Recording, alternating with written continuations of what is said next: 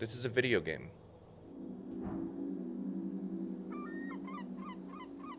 What was I doing? Trying to solve an a mystery about an explosion at the tea shop in the city. Some nefarious goings-ons. I have a new companion, so Snell is now hanging out with us. He's a little goblin. I died via a crab. It pinched onto my finger for too long, and I couldn't shake it off. I got stuck in a cube. I got out. I also got mauled by it looked like this, I forgot what it was called. Like a roper or something. But it was like a bunch of rocks that were actually alive. And then, yeah, otherwise I've just been kind of putzing about. Just asking people what their political affiliations are. Oh, never mind. Never mind. It's already got the session. Holy shit, dude. This is Dungeons and Dragons. There are session notes.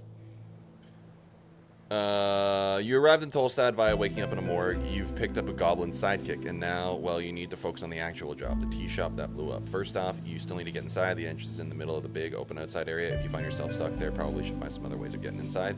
Beyond that, you've also got the owner to track down. From what you've heard about this guy, he could have already left the city, though maybe if you're lucky, you can catch him before he hops on the next ship down on Water Lane. But nothing so far has given you decisive evidence. We kind of just putzed around for like 4 hours last night. But if you're wondering, I need to post my stats in the chat again.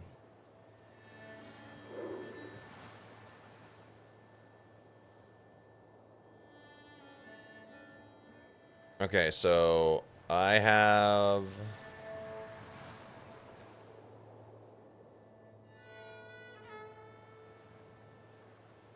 Okay, I need to remember, because I have... So +1, and then a +1. So my dex is 14. My constitution is actually 12. Intelligence is at a 6. Wisdom is at a 6. And then my charisma is +1. It's -3, then +1. It's 18. I'm gonna post my stats in the chat. It's an 11. Dex is a 14. Constitution is a 12. Int is a 6. Wisdom is a 6. And then charisma is 18. These are the stats we need to be concerned about. Nope. Wrong one. Wrong one. See? Even the streamer can do it. Even the streamer can pin the wrong thing. Alright. But now that I'm actually looking at all this...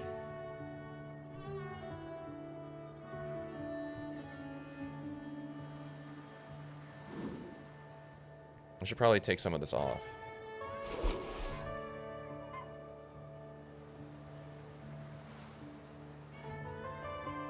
The resistance notes makes me more dim. +1 strength, +2 constitution, +1 wisdom.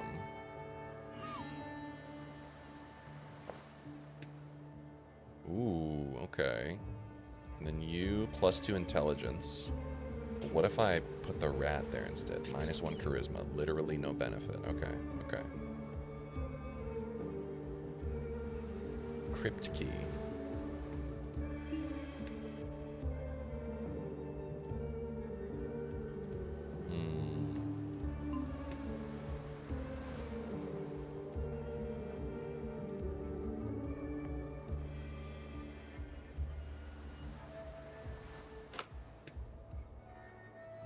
So I need like a book that goes there. This is -3 intelligence. So it makes me really, really You know what? Bring my wisdom down. Why not? I'm not wise at all. I'm not even gonna pretend to be. Alright. And we're off.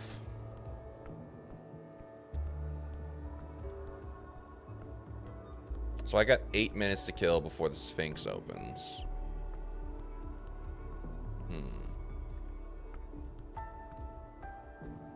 I'm trying to figure out like who I could possibly talk to kill time between now and then. Maybe we just try. Maybe we try and talk to Viskin again.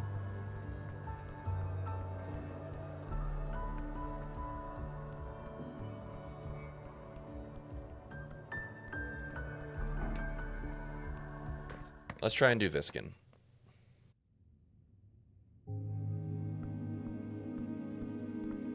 Or maybe we could bother the kobold a little bit more. What's up, dude?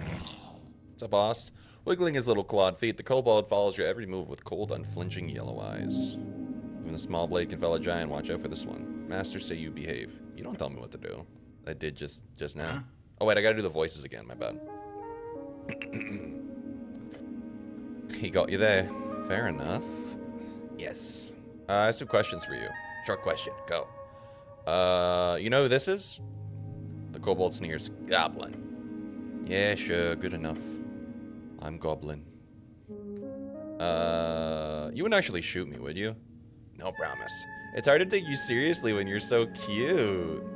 That's what crossbow is for. Where were you when the tea shop incident occurred?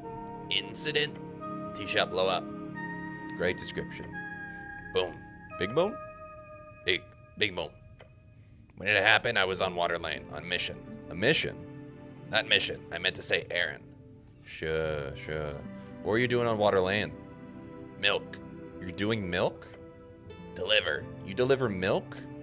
Yes, side hustle. This kobold just keeps getting better and better. A goblin is holding in laughter. I want to know a lot less. Ask questions about the milk. The kobold stares at you. Where does the milk come from? Cows.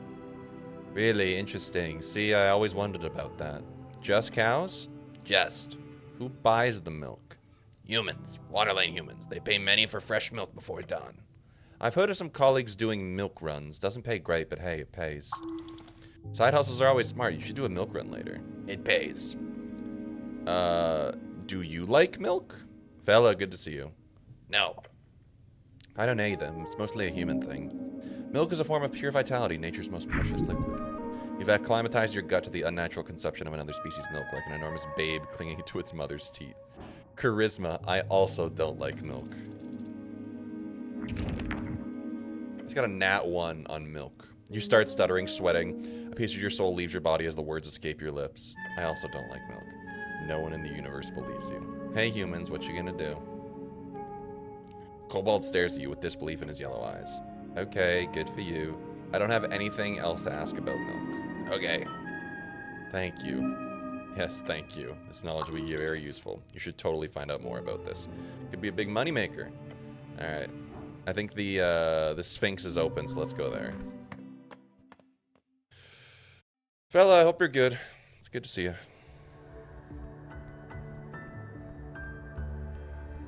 Alright, we can finally go to the bar.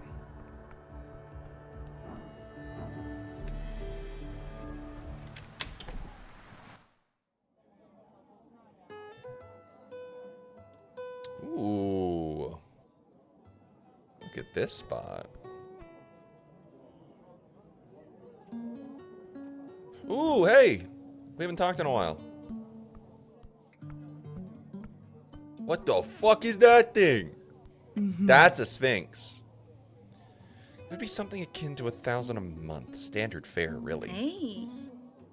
Obviously, all of my proprietary deals would have to be included in that. Obviously. Hello, Rickspitter. Which would make it more akin to double that price at least. The orc woman places her cup on the counter and leans forward. We hope you'll consider it. The fiendish woman behind the counter gives her a wide, sharp grin. Vera turns to leave and almost walks right into you. My heat press is not pressing. Never mind, it just kicked on. Thank you for your support. No problem. Whoops. Cleric, lovely to see you again, but I can't stop to chat. Do you swing by Water Lane later, will you? As the orc steps past you and leaves the tavern, you look over to the woman behind the bar. Hi. She locks eyes with you while putting away the orc's cup. Approach.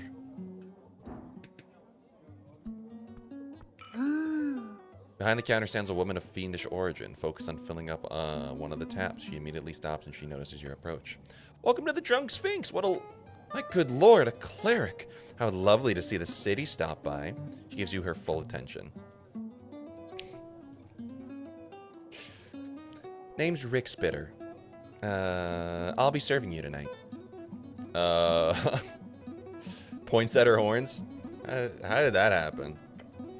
Oh, she mows and gives her left horn a pat. Funny story, actually.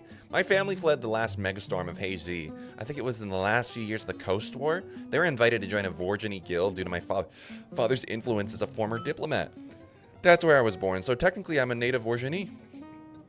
But to answer your question, both my parents were members of the Houses of Fire, low ranking of course, but still influential in the politics of several smaller coastal towns in the western jungles.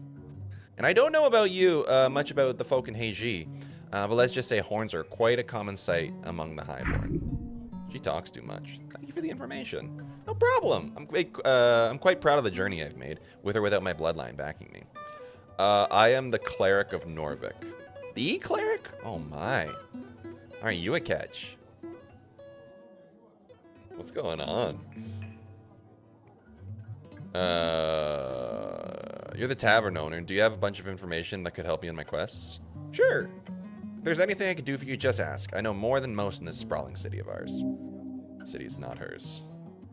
Oh, Snell! She exclaimed as she noticed him over the counter. Aren't you a sight for sore eyes? Want something to drink? I'm on the clock. He nods towards you. Oh, you're the escort, eh?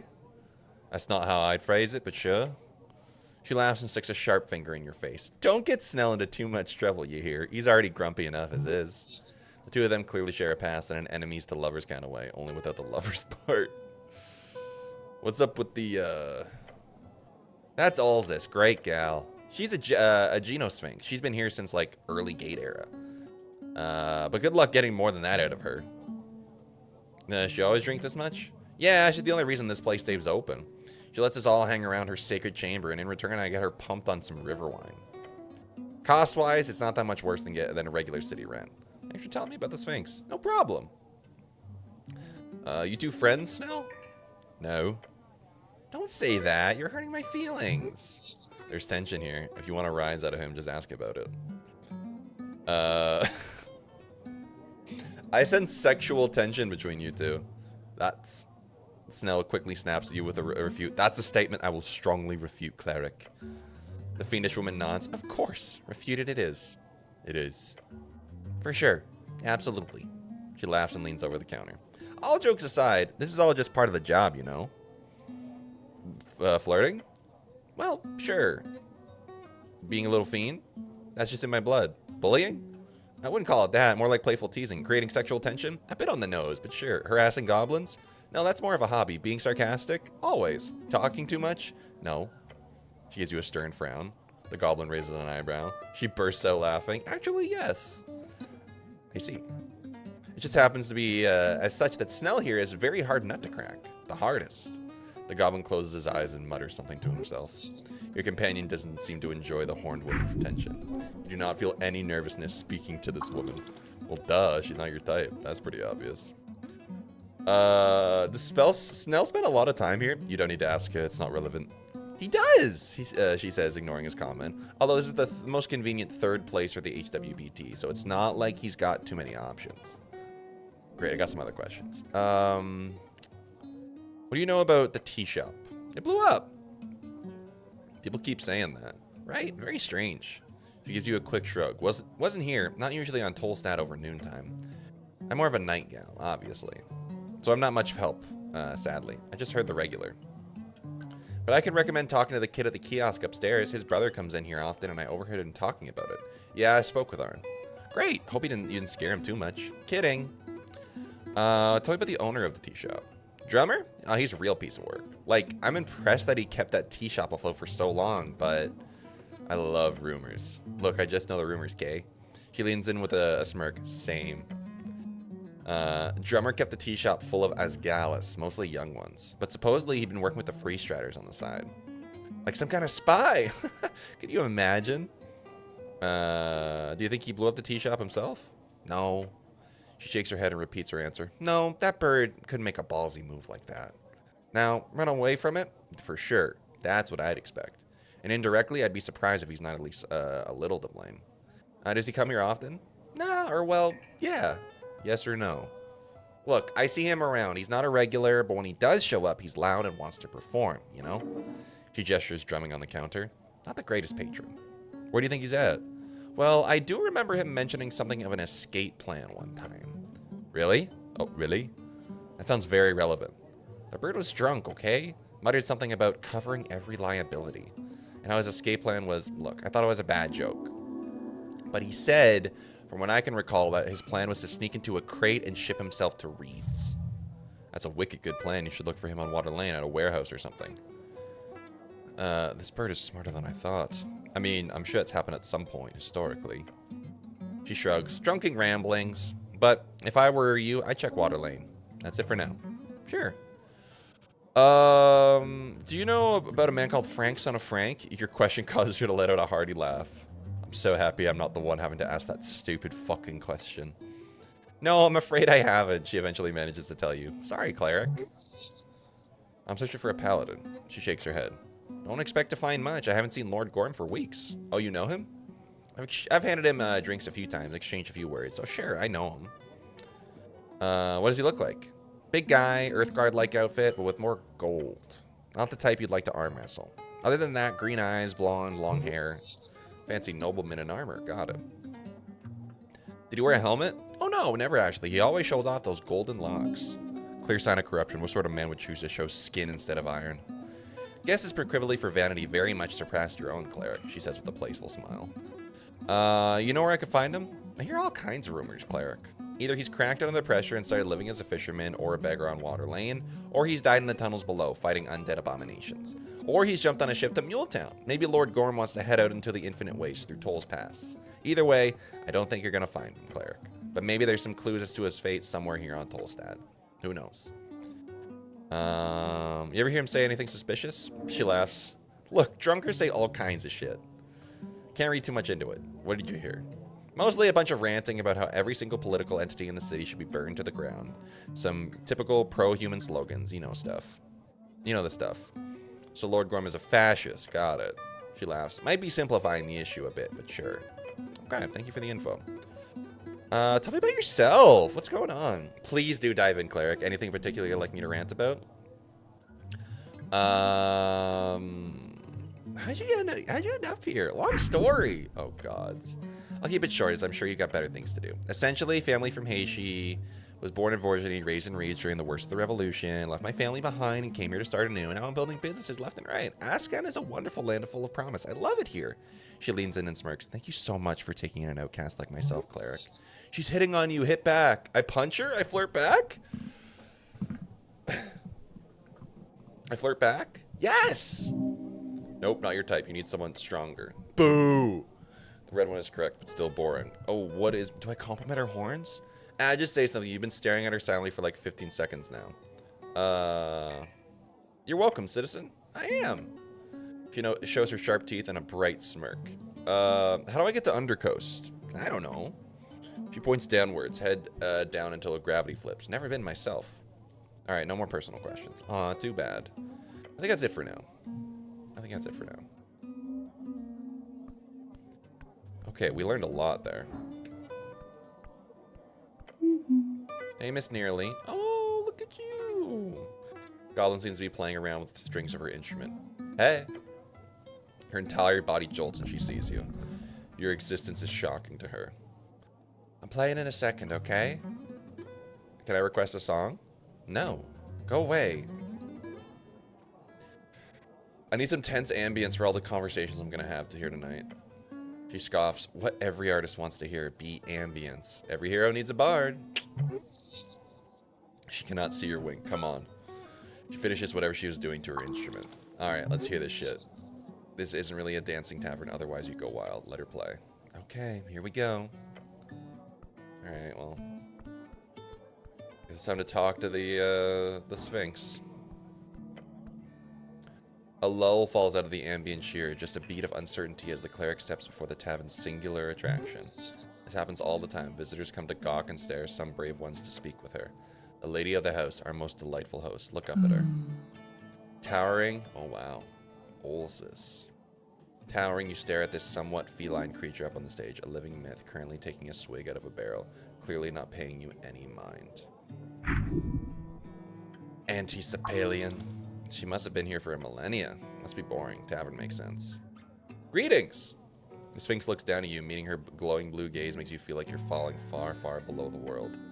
Her expression turns dark. She scrunches that pretty face of hers. Dark tidings bring you to the hearth. Wait. Dark tidings bring you to the hearth, she speaks, low and rolling. Or maybe it should be low voice, okay. You expect to activate her to activate drunker. Oh, Jack, it's you're all good. No worries. Good to see you, Jack. Jack, how you doing, dude? How's your day been? I'm just talking to a Sphinx.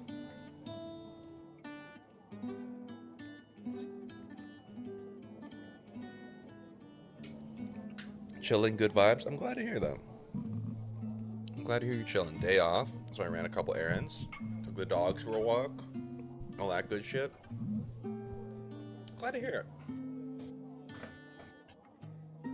Oh, right. Dog walk later for sure. Hell yeah, dude. I hope the weather cooperates. Then again, who knows how well a Sphinx holds her liquor. A helmed dog dragging its leash around the vestiges of joy. She extends a claw thick as your arm and pokes you in the stomach. Woof. Woof. Her expression goes lighter, then she lets out a deep breath. Paid $11 for premium gas for my snowblower. You're living the domestic life, brother. Glad to hear it. Gonna get like 3 feet Sunday into Monday. Oh, we're almost at spring, dude. We'll make it. We'll make it. That sort of joke only works once, so no barking. If you want her attention, you must be something remarkable. She takes another sip from her barrel, not looking at you. Watch yourself, cleric, he whispers to you.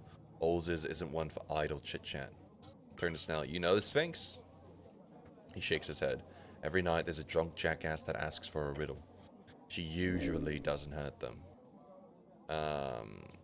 Oh, riddle, that would be fun. Thank you, Snell. Did you not hear me? Hello? I wish to prove myself worthy, great Sphinx. Worthy, little one.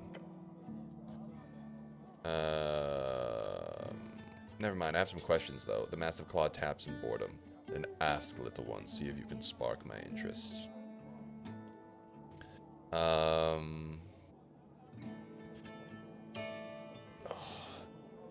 You're a very impressive creature, you know that. She taps her claws. Where are you going with this, little one? Oh boy, get ready to run. Yeah, this might be a bad idea. Your goblin companion kicks you in the shin. You want to get mazed? He hisses at you. That's how you get mazed. Never mind, never mind. All right, little one. I'll assume you simply coughed very loudly. She sips her wine and gives you a side eye. Isn't it lonely? Isn't it lonely hanging out here for a millennia? She takes a deep breath. You must remember that my perspective on time is different from the mortals. When one views events on a scale measured in eras, a chat like this but a fleeting blink among a heaven of stars. She speaks from a pool of knowledge deeper than your entire potential existence.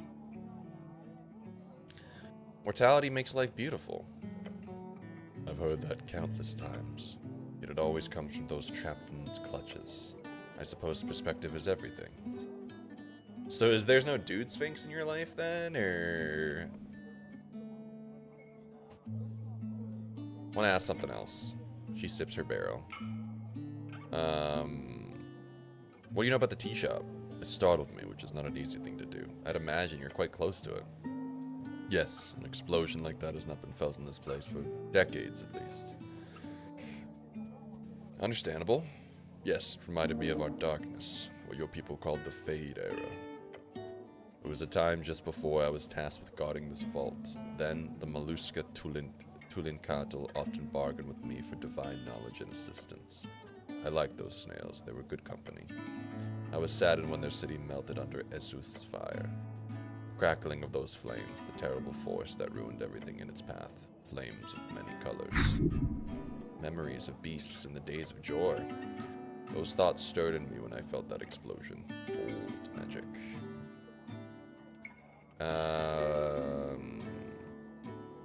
Tell me about Esuth. I'd prefer not. His terrible reign is a topic left out of polite conversation. Whenever you see the flaming mounds upon the burned coast lit up in smoke and cinder, you will know his will has not gone away. Not for a moment. You've been here since the Fade era? There were some excursions early on, but yes, a bit over a millennia ago. That's awesome. Thank you. Baja Blast and a shovel for my mail truck. Monday's route is gonna be something. Oh, you gotta trudge through that. Thank you for your service. Make sure you got good boots too.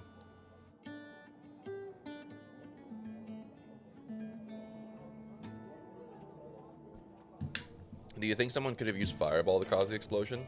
Sphinx shrugs. I've seen more than a fair share of those in my time. Seems like everyone uses it. A third level fireball would not come close to that power. Any other spells then? Destructive spells come in all sizes and shapes, little one. But there's a saying among arcanists that any spell made to cause damage is just a fireball on different clothing. So who knows? But I'm sure you'll figure it out. Flames of many colors, blue, yellow, and purple. It is said if you see the purple, it would be the last thing you do. Do you think it was dragonfire that caused the explosion? She scoffs. No, I do not. It was much too concentrated of a blast. Besides, a dragon large enough to cause such destruction would also surely not be capable of sneaking away without a single witness.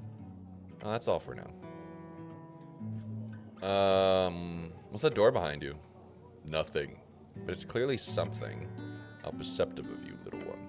She holds up a paw as if presenting a prize. Behind me lays but one divine vault of many. She lowers her head slightly in a tiny bow. I am its protector. It's really not more complicated than that. Okay, I'll be going now. Thank you, Great Sphinx. Ooh, it's dusk time, y'all.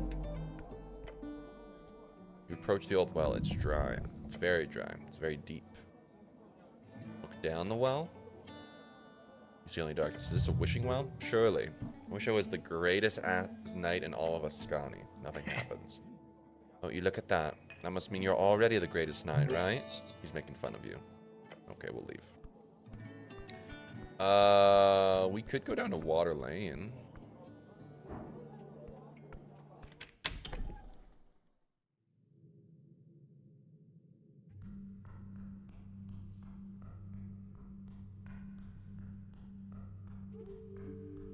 Alright, let's go down to Water Lane and see what the hell's going on over there.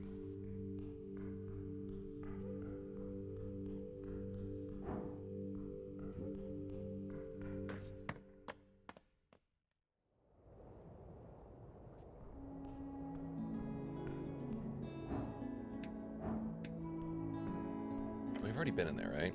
The bookbinder, you approach the door. Bookbinder, you've got business here. Of course, I have a deep love for books. Snell.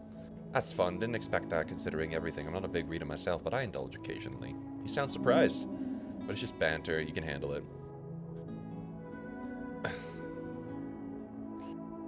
What kind of wizard would dislike books? Be a wizard. Shrugs. I mean, it's a stereotype. I figured you'd be more original than that. So what, I'm an illiterate ape wizard? Those haven't existed since the Fade era. What can I say? I'm boring. And then something new about you every minute, it seems. Well, maybe we shouldn't just stand here talking in front of a shop. You knocking or we're leaving? I would like to knock on the door. Then seconds of the knock, the slit on the door slides open. Beyond you see a pair of large yellow eyes glaring at you. Hail. Hail. Bird. Is this pest control? The eyes quickly tilt to the left. Tilt? No. Oh. The eyes push closer to the slit in the door as they do. A bush. It's when Winter Storm Elsa. We are in for it. Oh boy. It's like the third winter storm that North America's getting this year. Buckle in, y'all. As they do, a bush of gray feathers pokes out. Ah, an owl. A cleric? Yeah, duh. The birdman behind the door ruffles his feathers. Shen Yalan is my name. If you're not pest control, I need nothing from you. Please leave. I have a ruined prayer book. Can you fix it? Prayer book? Yes, I've seen quite a few. Drop inside. I will check a look. Alright, let's drop it in. Yes, horrible. Salt water left swollen. You could have avoided the worst of this and the drying process have been handled better. I will rebind this foul mess for you. How much will it cost? We will see. Depends on the process. I will need guidance on the direction of the rebinding. The spells inside are lost, however, the style and formatting can be saved. Using my skills, I can aim at something from the towers, which would be most similar to the original work. I could also focus on rebinding it in the style of a druidic ledger, or perhaps as a grimoire of the dark and forbidden arts.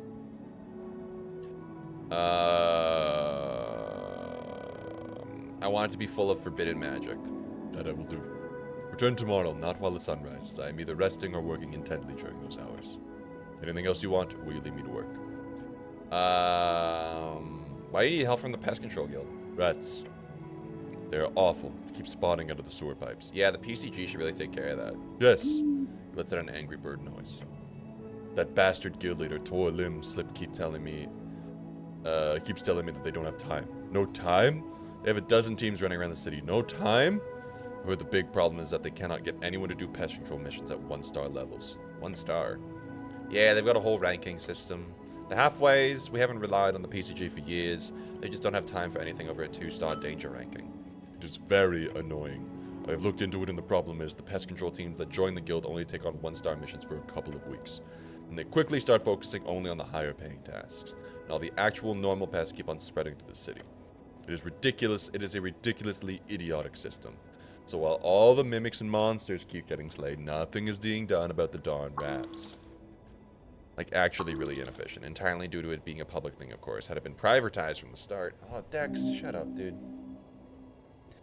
Problem is that it's too privatized. The city held full control of all pest control, then even the less valuable missions will be handled, obviously.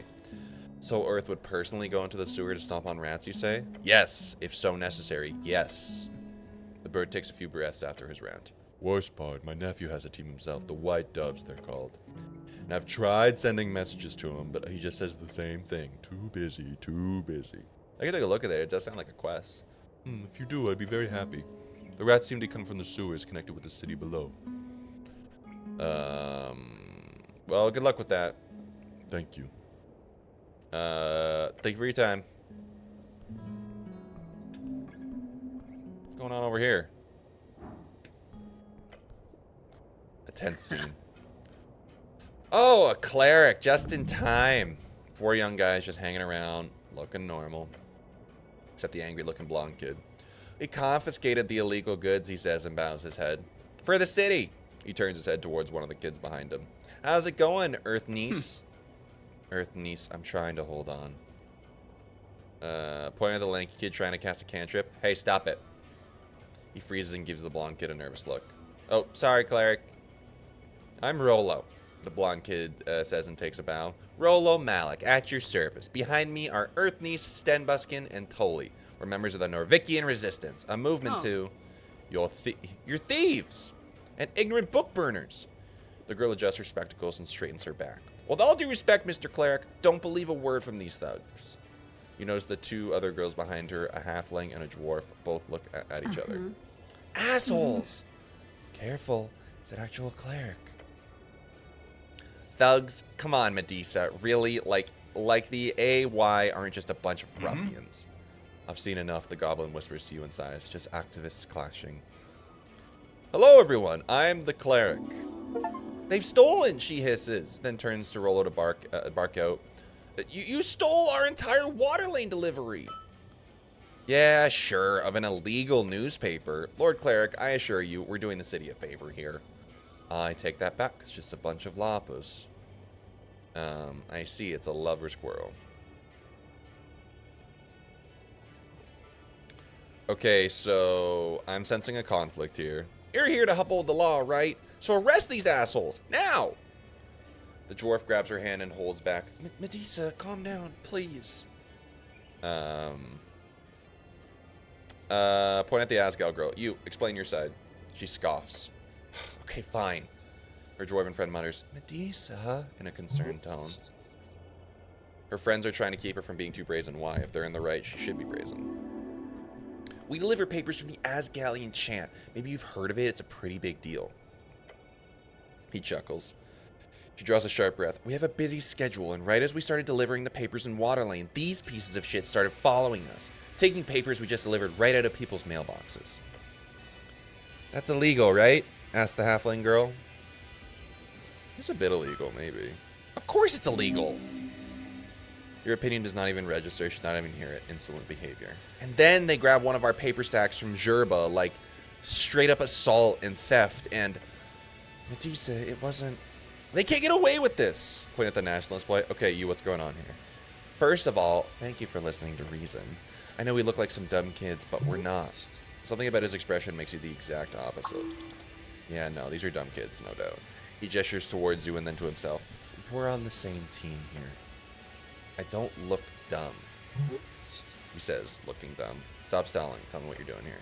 So, we're hearing about the Asgal chant being delivered on Tolstad, or I did at the guild. I work at the fishery, and I see every day how Earthfolk get radicalized by dwarven nonsense. So I figured I'd get the boys with me, and we'd, you know, put a stop to it. Through violence and terror. We couldn't figure out where the thing was printed or anything. A lot of copper press zines don't really have official companies behind them. Especially trash like the chant you hear coming from the short kid in the back. Go fuck yourself, Tolly. Hey, relax. I'm telling our story here to the good Lord Cleric. He turns back to you and coughs once. Of course, it's illegal to distribute unlicensed papers in every official district, so I ask around. Apparently, someone saw these girls at the university going around delivering it. Wasn't that difficult to figure out. It was Medusa doing deliveries. Fucking Medusa. She's not allowed to do that, the large kid in the back says with a nod. Wait, you here know each other? There's history here? Yeah. Back at school, everyone knew who Medusa was. The Asgalis Annoyance, the blonde kid says with a grin. Such a terrible nickname, unimaginative and boring. Also, fuck you. Anyway, that's how we got here. They're delivering an illegal magazine, and we put a stop to it. He grins wide and proud. Okay, I've come to a conclusion. Good, she says and nods. Great, good. Approach the blonde kid to see if you can get these nationalists to back off. Oh, hey! He stares at you, trying to retain his composure. You're frustrated already. You're likely to take it out on both sides if you fail at getting them back to give back the papers. Beware. Wave your fingers in front of your face. Are you good? Are you good? He looks away and then to you. I'm good. For what? The large boy asks. No, just good, like a good person. Oh, makes sense. Tell him to give... Oh, I spoke with Rollo's younger brother. Oh, his younger brother is the one at the newsstand. Got it, okay. Tell him to give back the papers in a controlled and thoughtful manner. Sweet. Sweet, sweet, sweet. Puff out your chest, take a deep breath, place a hand on his shoulder. Listen, pal. Kid, give her back the papers. He mutters, trying to form an argument. No. Stay quiet. He glares at you. Give back the papers. He glances away from you, then he slowly nods. Rollo snatches up the stack of papers and tosses them over to Medusa. She catches them with an oof, accompanied by a foul expression. Grumbling, the boys then leave Waterlane. Gods be damned. Three girls collect themselves for a second. Shit. Yeah, wow, that was scary. Mr. Cleric, thanks. Yeah, thanks a lot.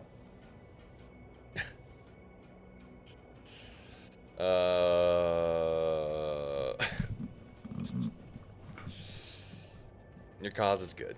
Keep at it. Will do. And if you ever want to help out, come by Simi's apartment at the Holes.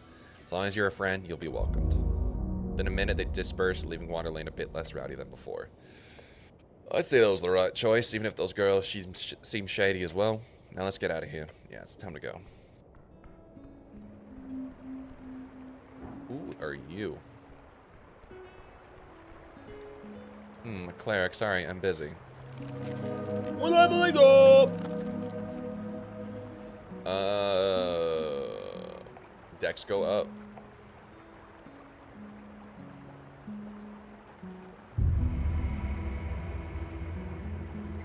we're gonna keep going with Dex.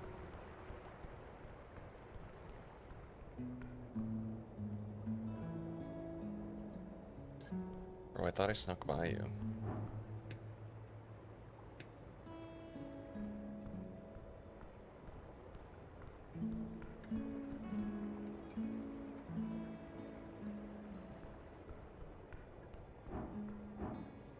Okay, let me enter. Bard Shade. Okay.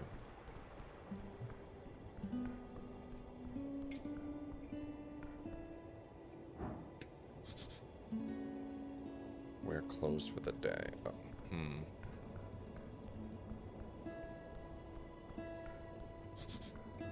Nice outfit, human. Thanks.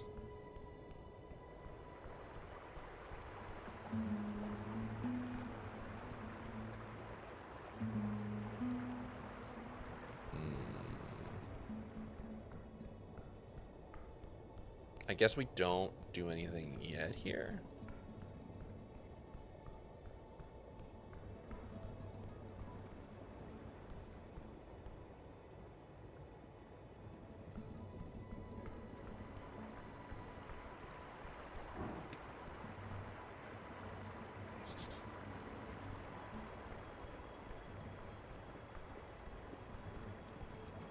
His bro said he was like leaving via water lane.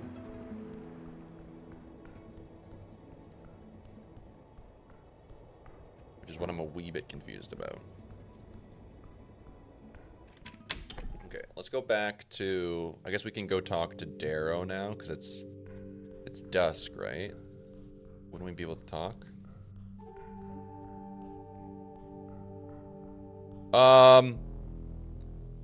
Your muscles tense up. Masked assassin, a face of iron appears from nothing. Uh-oh.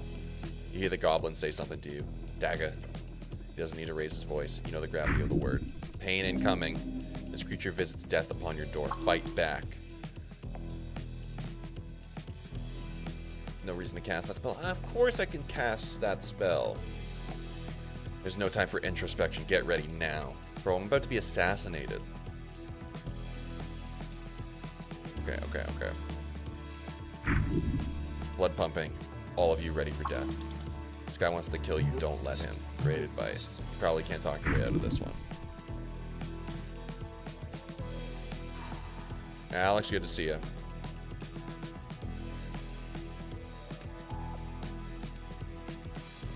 Alright. I'm gonna cast Shield of Faith.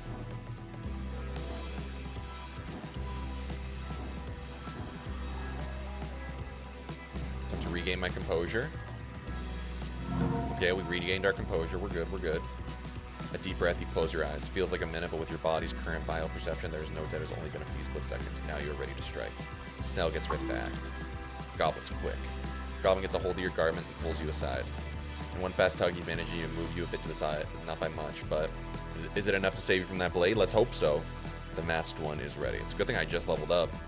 The masked one immediately rushes toward you, the sharp dagger thrust towards its target. Fortunately, the target you has been pulled aside by Snell. The dagger misses you by an inch. Cleric, wake the fuck up! After the initial attack, the masked one goes in for another attempt. Do not let him counter. You're screwed. Better smile when he gets you, so you get to be a pretty corpse. Quickly check your wound. What? I'm gonna punch him. Fuck! No! Your fist flies past the masked one's iron face, causing you to stumble forward. It goes right over the goblin's head. Watch out! The goblin companion jolts his arm to the side, and a thick string appears out of his sleeve. It's a long woven cord with a pouch at its center, along with an iron ball. Yeah! A loud thud explodes from the lower left hip of the masked one. Gah! He squeaks. Direct hit. Despite the damage taken to his body, you can hear him grunting and pulling himself together. Once again, the masked one lunges forward, the dagger now aimed for your vitals. This will not break you. Cleric, look out! The dagger hits. Holy fuck. Right below your neck artery. The shock sends a shiver through your system. A complicated shock of both being aware of a sharp object piercing your skin while also not feeling any pain is strange. Fuck.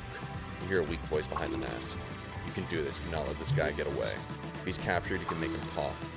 Don't let him get away. You'll never know when this asshole will reappear.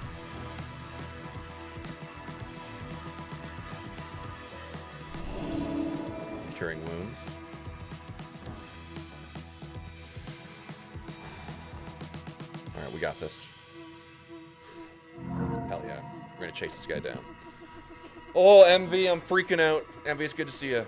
You rush after the masked one. Once you manage to grab an arm, it doesn't take long for you to pin him to the ground. He's struggling, but your grip is iron. Ugh. A tingle. Something magical. The goblin rushes after you, yelling, "Get him!" Quick, stop him from speaking. Gag him. I can't gag him, he's wearing his damn mask. Try to grab the mask. As your hand gets close to it, you sense an intense esoteric energy surrounding it. In an instant, the masked one is gone. What? Goblin looks around. Invisible? He swings his head around as if fighting the air. But you had him. Shit, was that teleportation? Could be. There's something magical about him, I think. He rubs his chin. Someone wants us dead. Or you, more likely. Wait, why me? Snell shrugs. Looked a bit high-tech for a goblin mugger, he says and wipes some dirt off of his pants. That wasn't a goblin, was it? No, I mean mugger of goblins. They usually don't bust out creepy esoteric gear when they feel like stabbing someone like me. And I didn't exactly get targeted either, so... I think you've got a magical maniac after you, sorry to say.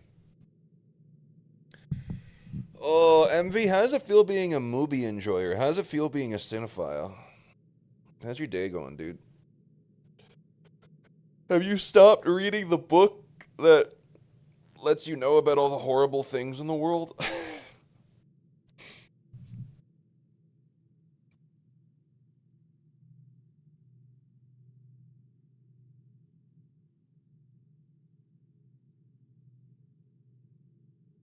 Yeah, that was a lot of fucking damage. I'm gonna have to eat so many cardamom treats.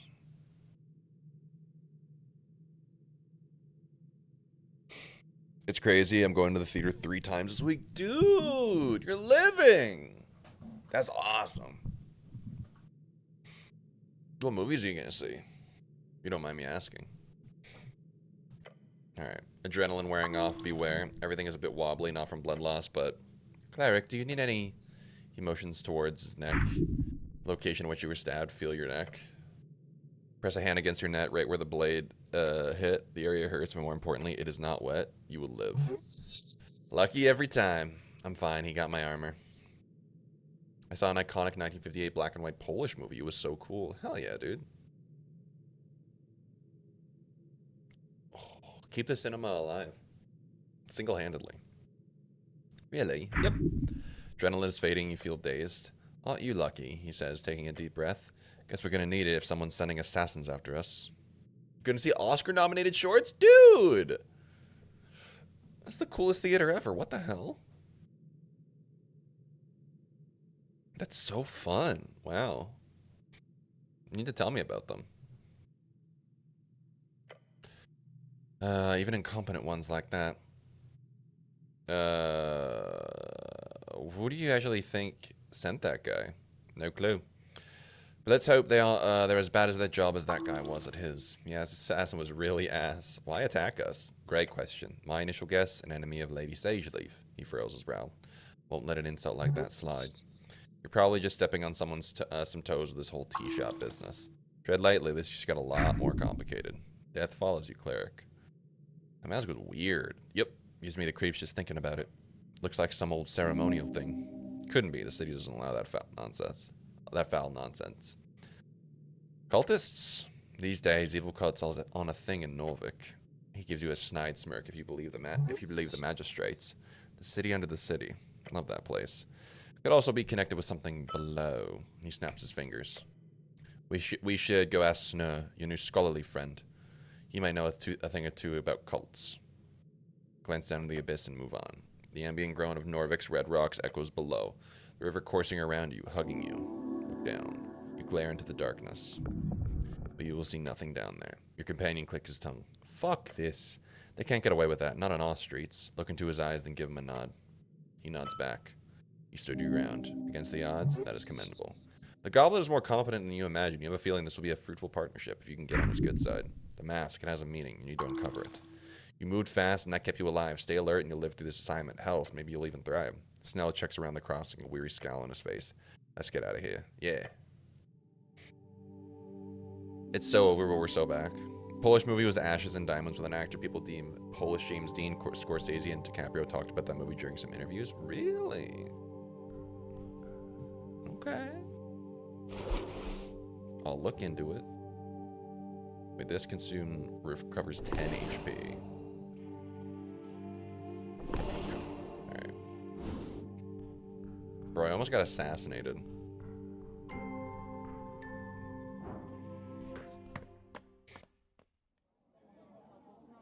Fuck my Chungus cleric life.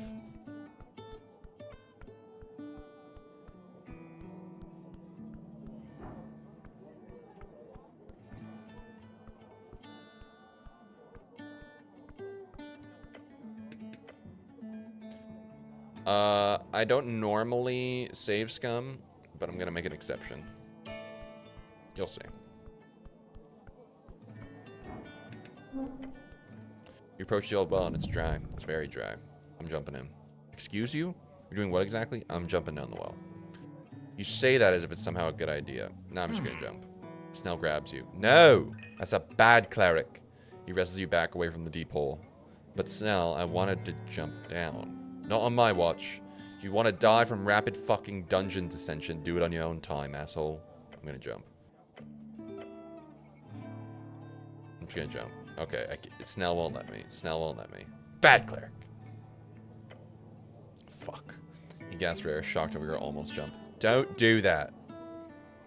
Well, I'll text, but lastly, I'm only halfway through the Book of Horrors, so we got a ways to go. Can't wait to see what a horrendous event I'm going to read about. That all happened within the span of, like, 2 years. Whoa, who the hell are you? Huh. Oh, that's a cool goblin. Raz, bow for hire. The scent of smoke fills your helmet as you approach the hooded goblin. Takes a drag from the pipe, his rough face illuminated. He is smiling at you beneath the mask. He is your friend. Didn't I see you at Pillar Crossing? The hooded goblin does not reply at first, then he just looks to Snow with a foul frown. I see you're getting more cran by the day. Cran. Cran, the goblin who signed the Goblin Treaty. He served Earth for many years as a warrior of Norvik. What tribe do you belong to? You hear him clear his throat slowly. I suggest bothering someone else, human. You know this guy, Snow?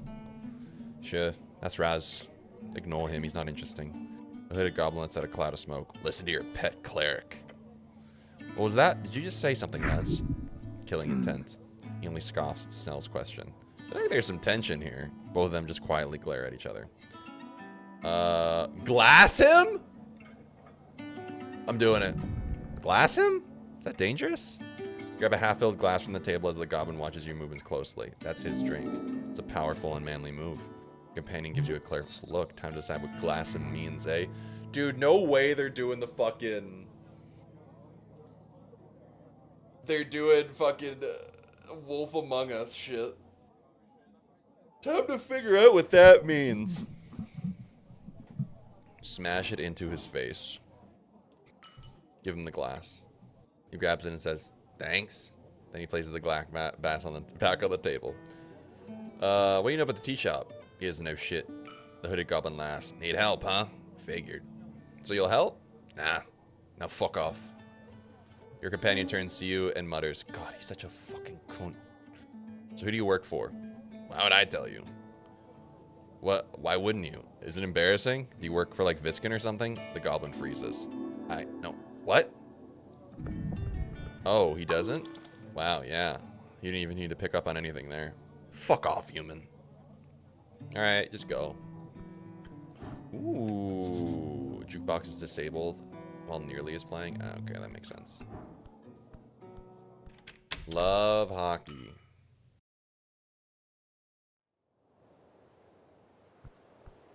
Okay, well.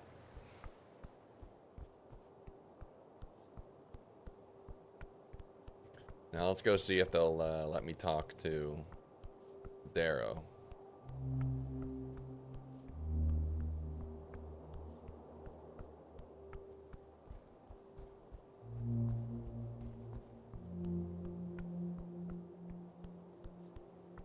Hello.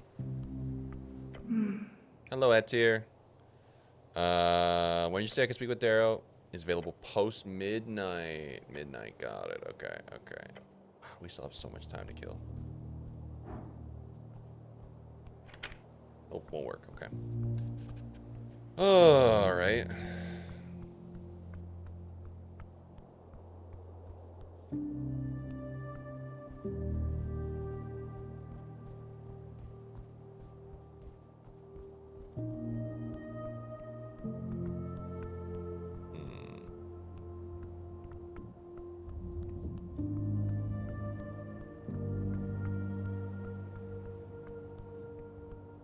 So I'm thinking here.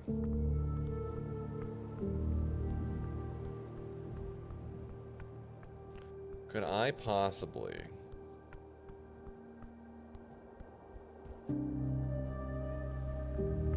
maybe I'll have to go through the Undercity.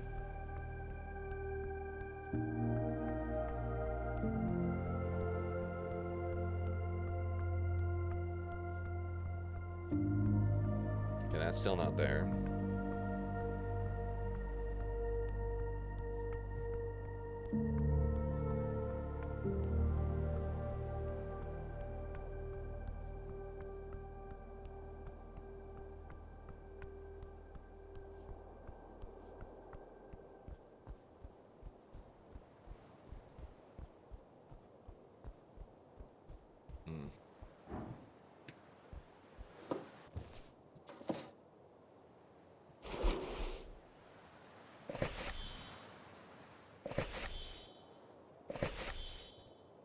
All right.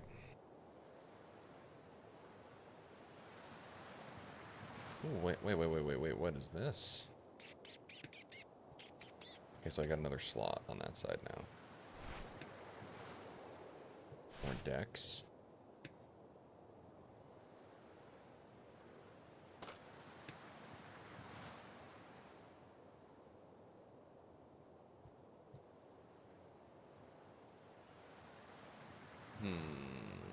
Okay. Let me look at my questing tree.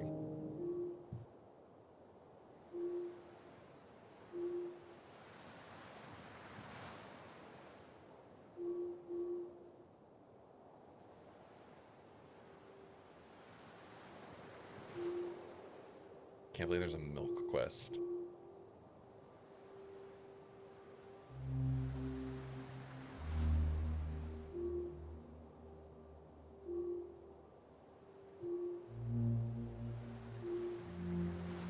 Take root. What is this?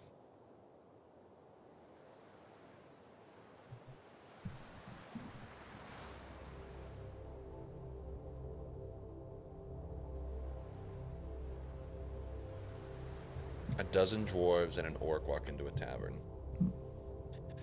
The orc turns to the tavern keep and says, "Give me a large one." The tavern keep says, "Please don't turn this into a joke. These are real people you're talking about. What's going on here? Let me continue." So the dwarves go. The dwarves have struggled as a minority for decades. They deserve respect, nothing less. No, really, what's going on? You're divided, but a truth will be achieved. Whatever. Look at the gist of the story. The orc is hard at work, improving his shitty little city. The dwarves are annoying and stupid. Got it? You believe for a second the orc wants the city to improve? No, you've seen too much to ever believe. Dwarves are of Gallus. That means they like the poor people, thus making them the good guys. This is some kind of debate, eh? Kind of way to put it. The revolutionary free strata are bringing freedom, democracy, and riches to Norvik. The last part being the most poignant. Let us focus on each of these points, one at a time. Oh, come on. Freedom, free strata, would only focus on helping the rich, and so on. Democracy, they do like that, but they're really corrupt also. Ridiculous. Riches, they might bring a lot of money into the city, but it's always going to factor in those and already rich folks. Yeah, because they actually work. This is silly. Without free shredders, you'd probably be a farmer. Who the fuck wants to be a farmer? Timothy Chalamet-ass quote. Farming is good. Healthy work. Healthy. Don't change the subject. I feel like you two should make a decision here. Yes, you must retain the spirit of the Asgalian Revolution. After completing a quest branch, you can allow it to take root in your mind. When doing this, you also must make a choice between available feats. Oh! Take a deep breath and stand up against the ever-growing wave of capitalism. Ain't that the fucking truth? You should choose Asgalian spirited speech. With this feat, you restore 1 hit point for every hour that passes. Greed ain't so bad. To be able to unlock a better life for yourself. Who wouldn't want that? You should choose Money Talks. With this feat, you gain 50% more crowns on pickup. I'm choosing Asgalian speech. Are you hiding a rat in your pocket? Yes. MV, let me show you. You've chosen well. True harmony comes from being in tune with your fellow folk. The dwarven way is the good way, the egalitarian way. I feel like you've resolved more conflict in the world. Yeah.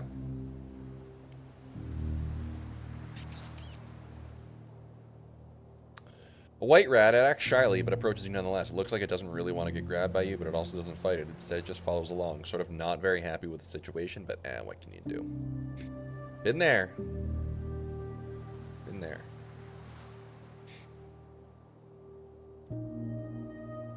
I could also be wearing this, so...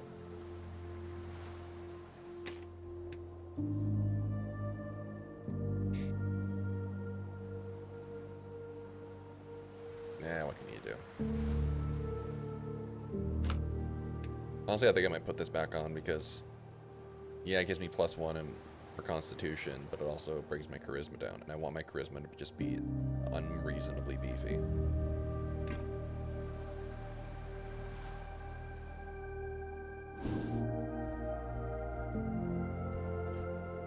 What can you do? There's also another one that can take root. There's a few that can take root.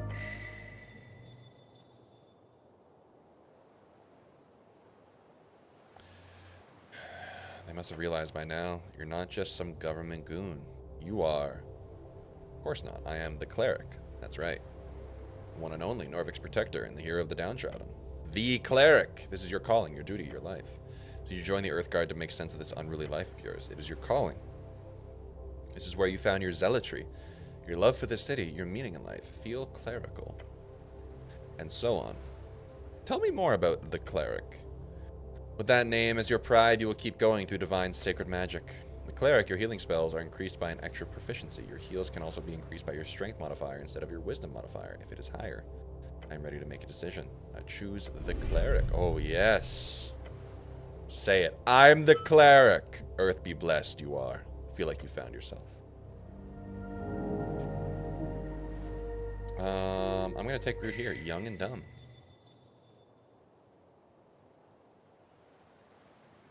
Trouble brewing. Young woman running around the streets singing Asgallus propaganda to unsuspecting citizens. Boys causing chaos in the name of some hapless magazine-inspired rebellion. This cannot be tolerated. It really can be. What? It can be tolerated. It's just some kids. That kind of looseness will bring order to its knees. It's all... The Asgal use did nothing to warrant such pushback. This area is one of communication. Ideas interchange freely between a populace of free-minded thinkers, folk dreaming of egalitarian potential. However, the problem lies with the unfortunates who break and sear Folkarian thought. With reckless unkindness, you must pray for them, beg of them, to please stop being so mean. Appealing to their better nature? Great idea. Appealing to their better nature? Great idea. Don't be sarcastic. We must keep hope for those with anger in their hearts. Ain't that the dang truth? Those boys might be unkempt and rough, but they are proud citizens of a great city. They are performing a service, albeit a crude one, one beyond the realm of law. With the youth Asgals, they are even more unlawful, to a much steeper degree.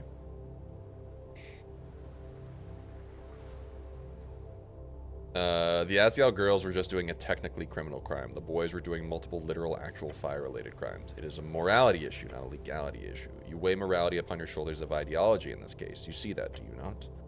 The only shoulders being weighed upon here are your manly, bulging, muscular traps. What has happened here is a complication upon society, a representation of the wider culture. Young men are drawn towards the rough, downtrodden world of the dreamers, the hope of national unity through an Earthian story, one of leadership and honor, but without that guiding star, there is no such singularity, no control, no wise king to bend the knee to. Instead, those boys are simply expressing pain through violence, enacted onto those who are attempting to craft a more caring future. Ain't that the fucking truth? That is, young women. They, as opposed to young men, are drawn towards a more social type of unity, with welfare and Asgalian flat and hierarchical structures. Beyond Asgal himself, who is by his function also a male figure, it is to womanly people you shall look towards. Lady Fair is one. The halfling god? Yes, Lady Fair and those not. The walking god who gave everything to save her people. Her words are few, but spread it far across the coast. Her church is quite active among Norvikian society as an organization of charity. One open to all folk, no matter their origin. An egalitarian dream. This is why women, as harsh as it is to say, are simply more suited for Novikian leadership. Lady Fair makes it clear. A held by a woman stands any season. I fuck with wisdom. Let's go. Let me read here. But I want to lead in the future, and I'm not a woman. Does that mean...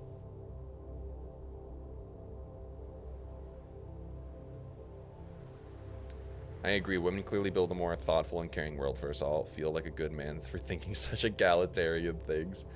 There's something so powerful about dreams. Ideas spreading from man to woman and woman to man. But the Asgalian dream is not a blessing. It is a smile wrought in pain, a vision of 1,000 layers of intersected nets and labels, tangling every person and snaring them into oppressor or oppressed. And there is oppression. There are unfair hierarchies. The world is corrupt.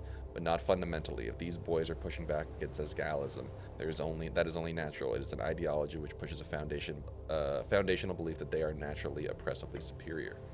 The young man grows up in squalor, finding zero advantages from him being a man among patriarchs, nor any power from being a human, especially if he grows up with non-human clusters, something many of the poorest humans do. When he is unable to find a job at 19 and has almost no political, society, or economic power in his life, which dream do you think he will believe in? The one calling him to fight to reclaim what is his by right, a good life as a future patriarch, or the one calling him an oppressor? It does not call him an oppressor. That is an unfair reading. Asgalism is about systemic change. That young man is trapped in the same cycle of violence that all men find themselves. Since the dawn of time, that he must fight, that he must be a patriarch to have that good life. Holy fuck, dude. Asgalism would lay the foundation that allows him to be free from these burdens. He would be free to find that job, that good life, the same prospects as everyone else. That foundation is laid by raising women to the forefront, by allowing them to flatten our hierarchies and bring about a new world.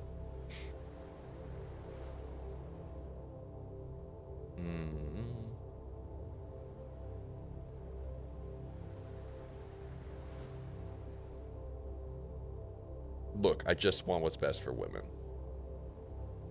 No, I don't care about men or women. I am an equal hater. We all suck. I'm sure there's a female perspective here as well, but I've only read about that in Mom's books. Seems to be more of a branding issue. The Asgalis need to be more into the economic aspect of intersectionality. They're clearly losing out on a ton of angry book-burning boys. I suppose if a man is already has it pretty terrible in a world that he's supposed to be at the top, then a world where his advantages are gone will seem even worse. Holy shit. I did not expect this when I clicked take root.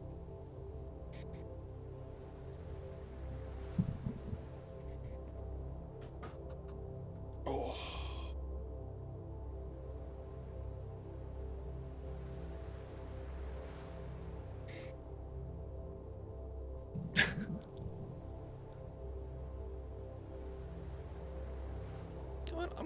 I'll say this one. That is an argument, but it does not change the core values. You need to come to that realization that one, every boy reaches towards the late stages of their capitalistic, pubertistic, and socialistic awakenings. That, no, not at all. It is only your placement you must understand. Figure out where you've planted these 2 feet of yours, and accept where your bones will begin their incessantly slowish grind into the pavement. Learn more. Learn more. Seek love. Suddenly understand gender. Realize your place in the world. Suddenly understand gender is daunting. Let's go. No! I failed to understand gender. No. This is far more complicated than you could have ever imagined. So many relations, so many intersectional divergences.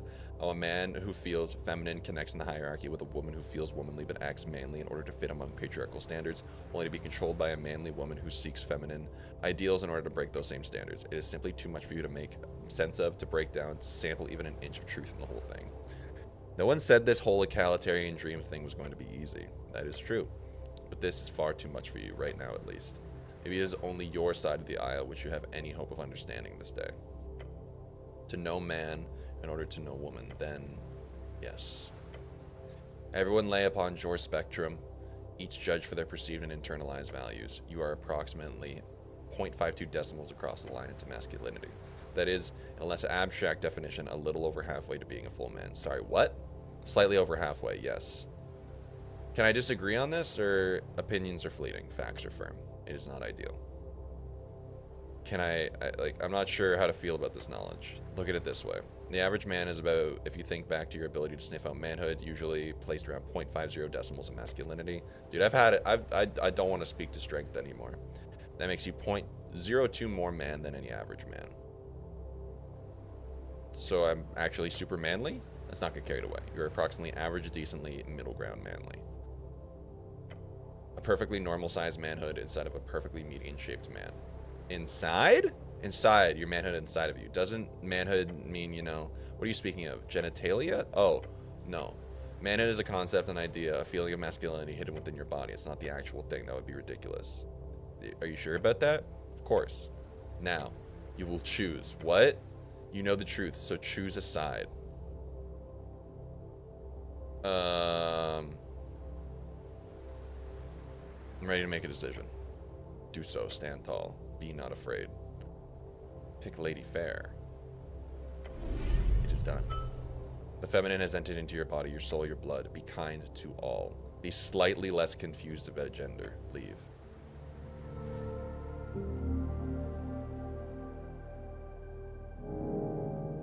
Holy fuck, dude.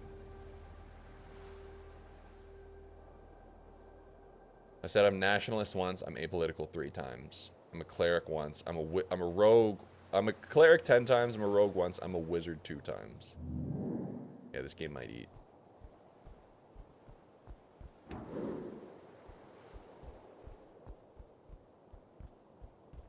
Wait, what? You look down at the pipe, crawl inside now. Hey Snell, check it out for me. Huh? Check out what exactly? The hole, go inside. You seriously think that he stammers and points at the pipe. He laughs. You do that yourself. I'll help you kick if you get stuck. The goblin doesn't want to go inside the pipe because it's disgusting. Fine, I'll do it myself. You get down on your knees in the dirt and put your helmed face into the entrance of the pipe. You can't seem to get yourself further without immense force. You can do that, just press harder.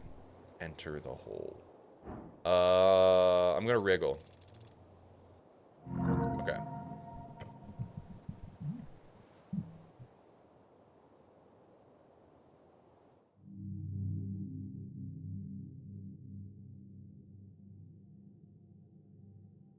Well.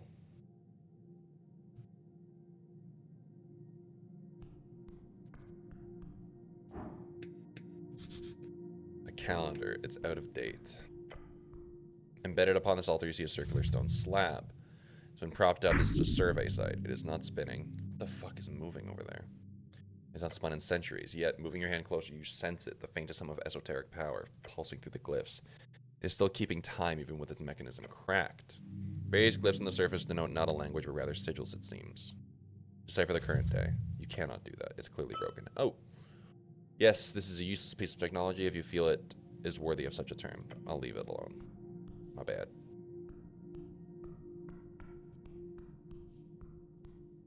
Can I even go anywhere? I feel like I'm stuck in here.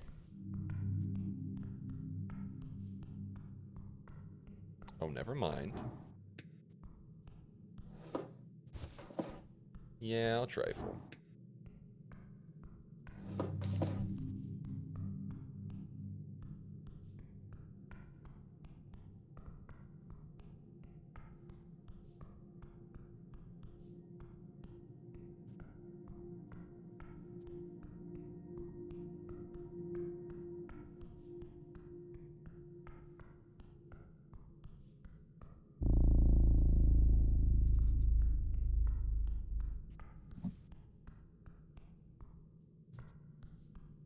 We've been up here.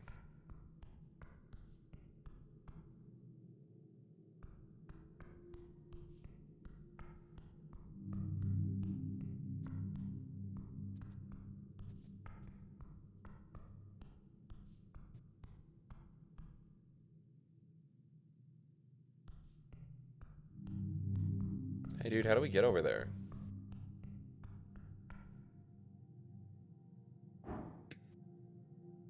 Can't reach that from here. Okay. So I wriggled into the pipe and this is all I got. Right.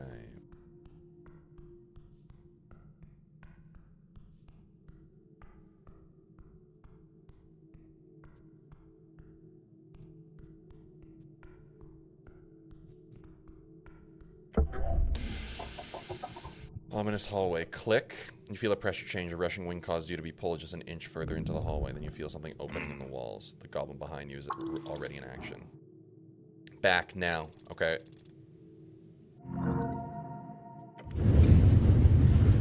Jesus. You barely escape the deep clutches of skin-melting heat. Standing up, you realize the fire singed the edges of the uniform. Adrenaline leaving the system. Pain. Burns. Roll around to put out the last fire. But you live. Woo. God damn it. Don't waltz into obvious death hallways like that. I don't need to see more of your near-death experiences. Okay, I'll try to keep an eye out for the future. Yeah, good. I can pull you out of the fire. I can't pull you out of the fire every time, you know? And if you get fried, I'm screwed, so just don't. Now, don't enter the hallway before you disable the trap, or you'll get roasted again. Looking back, the hallway has no marks of being filled with flames. As you dust yourself off, Snell squints at the strange paw prints on the wall. Wait, I know this. These moss, this is where you can deactivate the trap. Terrible, terrible hallway. There are 2 faint paw prints here, one on each side of the hallway. I think the traps like these are my least favorite part of the job. Hey Snell, thoughts on the paw prints? I feel like it would be very silly behavior to go around touching paw prints in the city below, but honestly, considering the strange traps I found, it wouldn't be surprised to me if this was some bullshit puzzle. A puzzle? I love those. It could be something like, we have to press both of them at the same time, and that somehow deactivates the trap for a while. It's worth a try, I suppose. What's the worst that can happen apart from being polymorphed into a rust monster or something? That won't happen, will it? Oh no, of course not, cleric. Intense sarcasm. Get into position and look over to companion to the left paw. He reaches up to it after a moment of hesitation. Ew, yeah, this is magical. Nothing more than that, he says, and puts his weight on it. Try pressing yours. Just 2 fellas pressing the wall. Clunk. The goblin jumps back. A deep groan from the walls. That it? That do something? The fuck's that ticking noise? Look around. Esoteric vibes. Your body tingles. A pressure change, something's happening. As you peer into the hallway, you see something appear on the wall. Is that writing?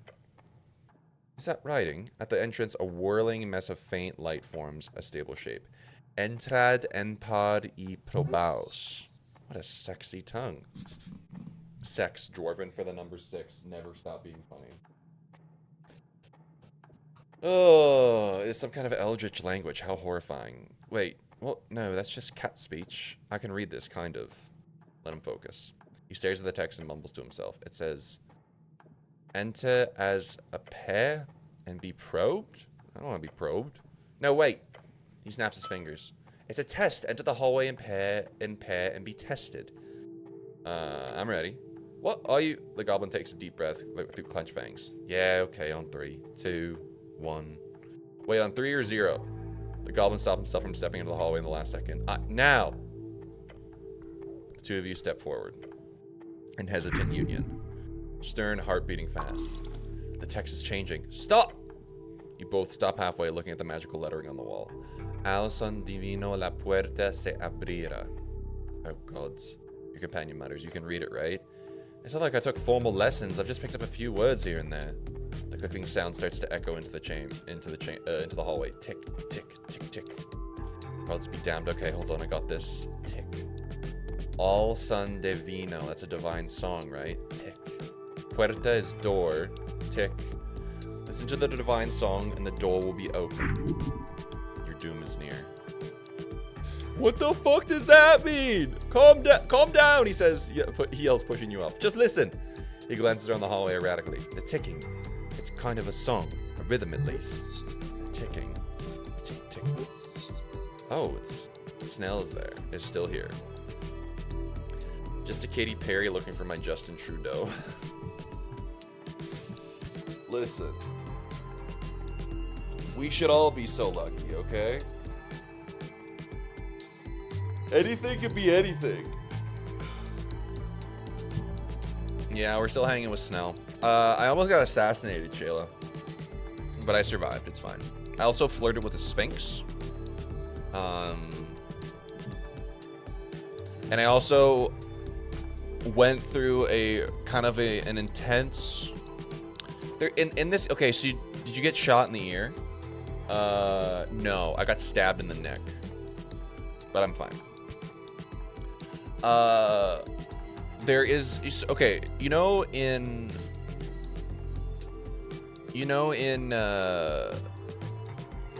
Baldur's Gate, how you get feats when you level up, right?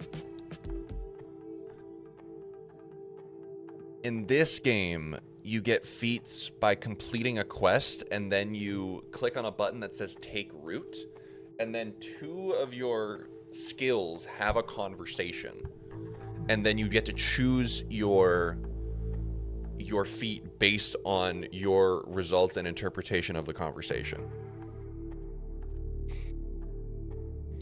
And one of them was wisdom and strength, talking about how, like, essentially young boys end up the way that they are and end up being, like, kind of resentful towards change. And then wisdom was talking about, showed me this last night. It's so insane. It's so good. But it's like, yeah, it's just that's happening now.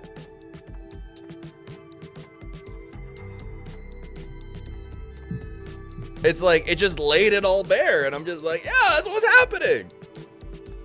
That is how young boys are being radicalized.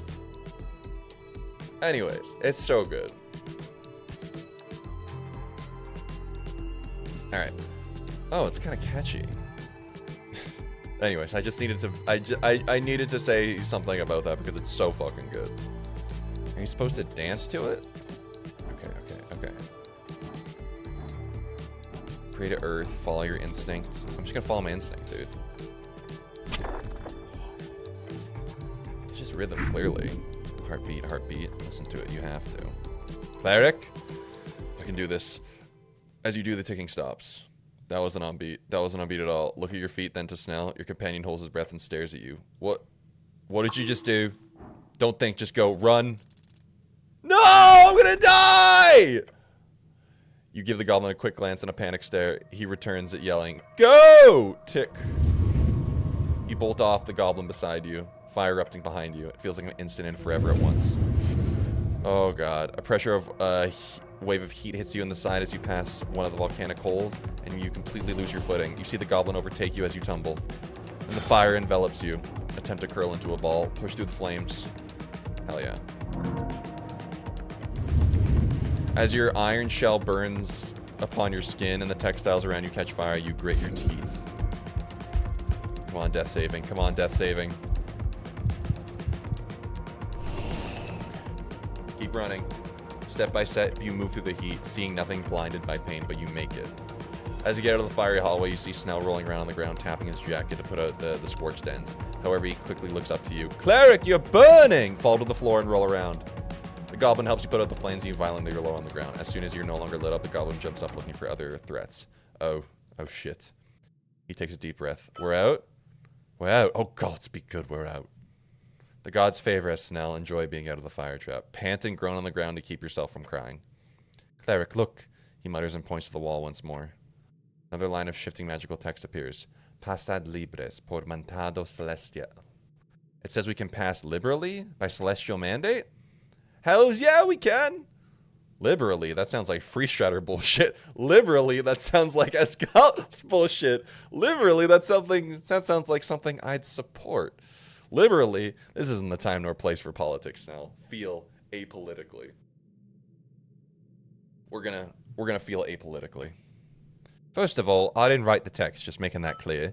Secondly, I got it wrong. It's pass freely, I think. So I guess we can come and go as we please.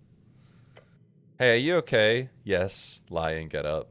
Your companion lets out a small laugh, the type of laugh you only get after winning against impossible odds. I'll be honest, he mutters, slumping down to the ground a bit further down the hallway. That was worse than a mass torsion. Mass torsion, an infamous smell that causes all testicles around to twist, turn, and clench. It's horrific. Take a few more steps away from the hallway of doom. The goblin's gaze flits around, dancing from tile to tile. Oh yeah, he wants to sit down. Finally. Finally, Snell seems to find himself more at ease. Lets out an exasperated sigh. Oh, I need a goddamn breather. Same. With a groan, the goblin notices some soot on his jacket. He brushes it off. This isn't exactly my first trap. Beans! Beans! What's up, dude? Hello? You keep aligning yourself as apolitical. Oh! Ugh.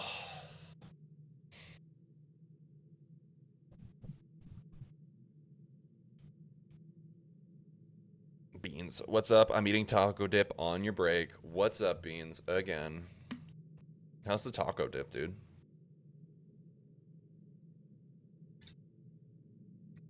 I'm just drinking my electrolyte water. What's good? How are you doing, dude? How's life freaking treating you?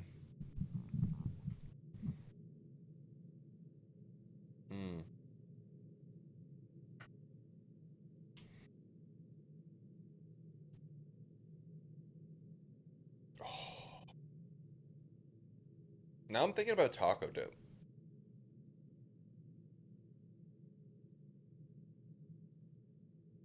Life is life, am I right, dude? I had a wild conversation with my dad over the phone. Well, I wouldn't say wild conversation, but this part of the conversation, I was just like, man, what the fuck what's going on? My dad was asking me about the gas prices, and I'm like, I'll be honest, I got gas recently. He's just like, yeah, it's getting real expensive for obvious reasons, right? And so I said this sentence verbatim to my dad. No, Dad, I haven't gotten gas since America went to war with Iran. Which is just like life, am I right? Life is life. And these are the things that we're living. Insane sentence, but like, yeah. No, Dad, I haven't gotten gas since the incident happened. So I have not been able to see the impact that it has had on gasoline prices. Aware.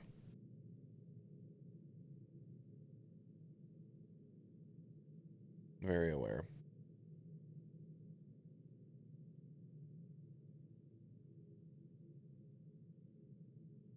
I'm trying to think. Because I want a snack now that you mentioned taco dip.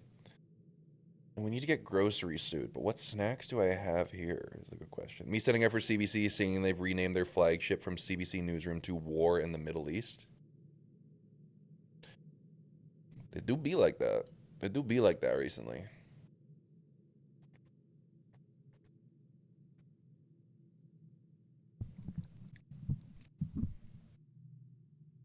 Whoa.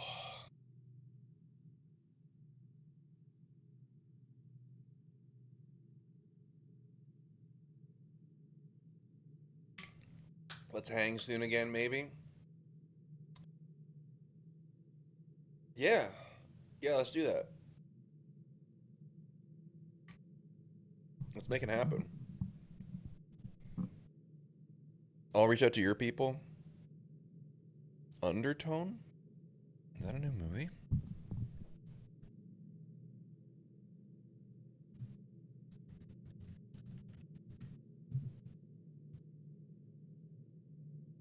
Canadian horror film. Okay. Okay. Okay. Horror movie about a podcast with haunted recordings.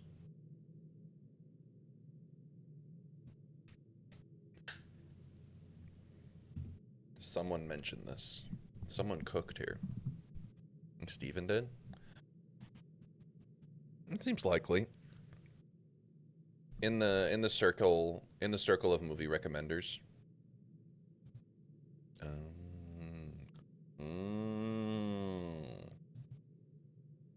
All right, you mentioned taco dip. I need to go see if I can get a snack.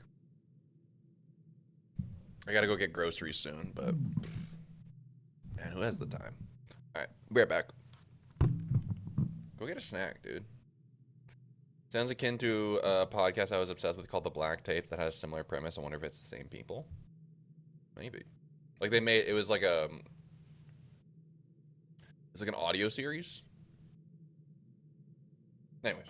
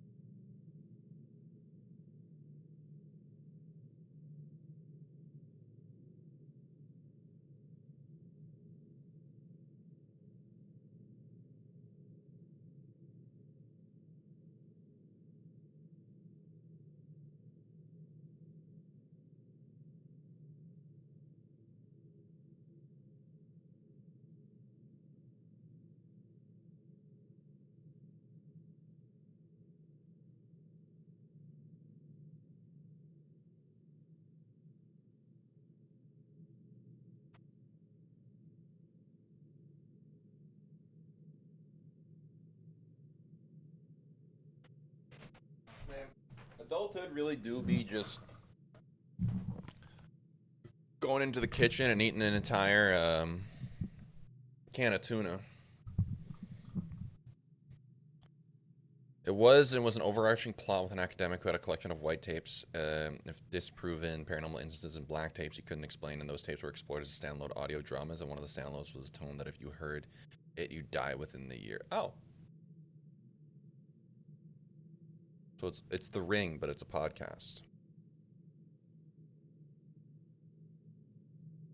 Friends and I would always drive around and listen to the podcast in the car in the summer. That's why summer is horror season to me. Summer into fall, yeah, I could see that. Also, I was gonna have remember how humid those Ontario summers were? Yeah, that's horror. I do not miss Ontario summers. I'll say that. But um I'd say like right as it starts feels great, but then once you're in the thick of it, into the thick of it, for Ontario summer, it's so uncomfortable. Coming out here, yeah, this is agreeable. Yeah, this feels right. Ohio summers are trash. I think it's just like Eastern North America is just so humid. I don't fuck with that. Coming out here, I'm like, oh, this is. You could be outside and feel nice. But then again, we get the dryness of. I will say the dryness of winter this year specifically has been really bad for my skin. Like I'm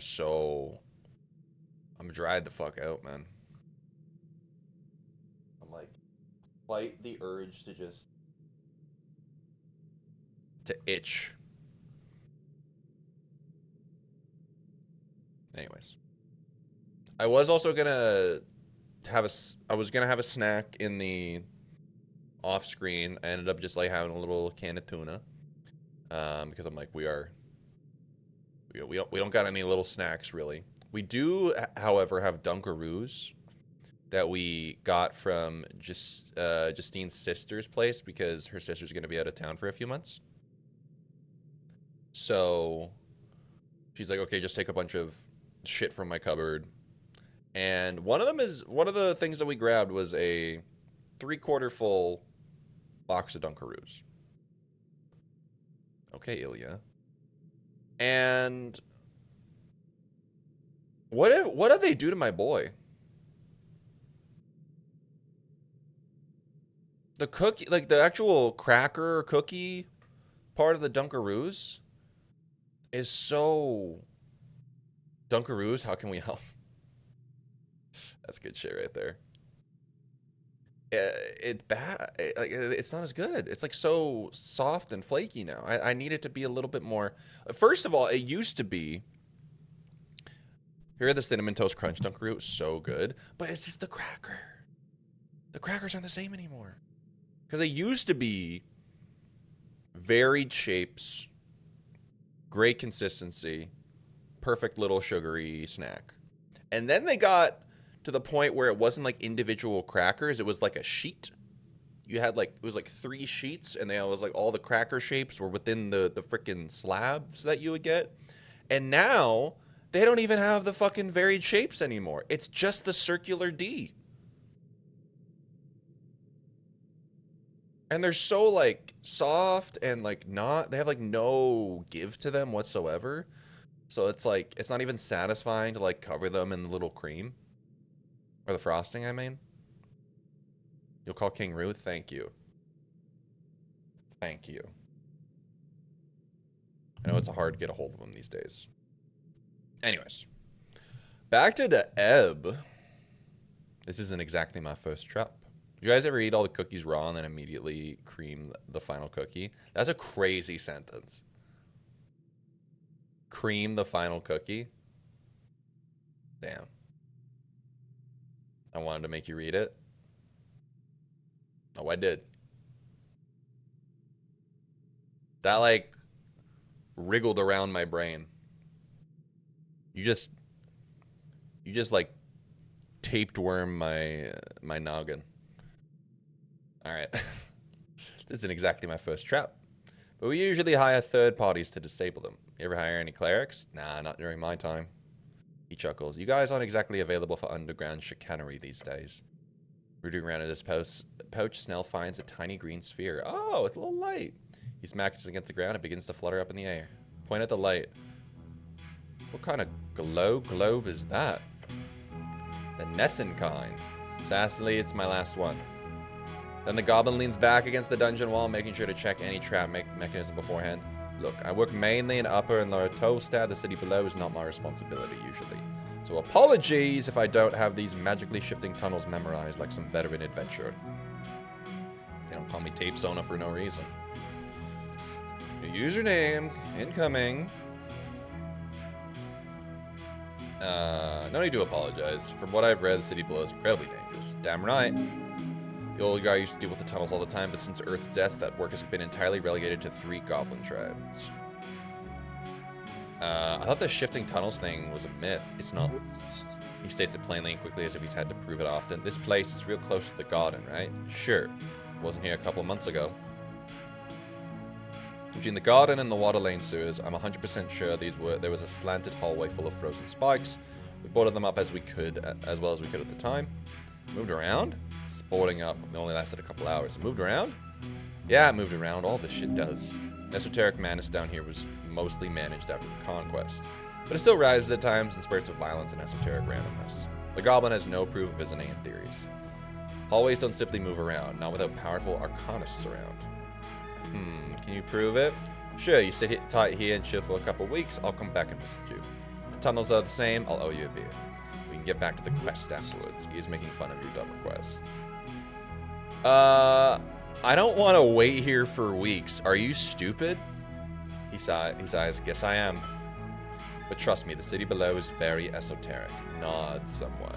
It's also really fucked up, which explains why your beloved city would give up the property rights to a bunch of goblins, huh? He laughs. And these last couple of years, there's been more and more Reedsian scholars delving to study it. The old lady doesn't let them in on her turf, of course, chasing them away as one of the many jobs. Politely, of course. I'm not some syndicate gangster. He instinctively throws out that gangster comment, bit of a sensitive topic. But the other tribes are more accepting for a ton of coin, of course.